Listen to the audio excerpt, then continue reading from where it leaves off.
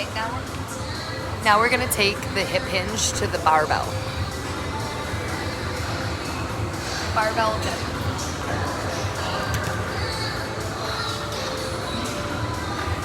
First thing, walk your shins to the bar, dress the bar. Roll the shoulders back to set the lats. Turn on your core. Soft bend of the knees, hinge at the hip to be able to get to the bar. So you're here, your hands are gonna be right next to your legs. See how my knuckles are? We wanna roll them down so we have a neutral arm, retracting and rolling the shoulders back. Here we lift to the knees. This is a halting deadlift. And then when we stand up is the Dimel Deadlift. So hips go back. When the bar hits the knees, that's when they bend to get the bar to the ground.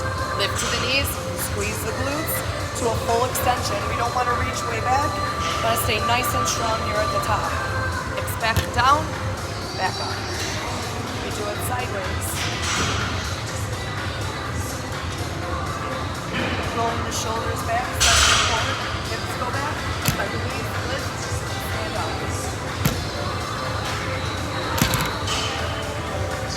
And that's our deadlift, barbell deadlift, utilizing the hip hinge.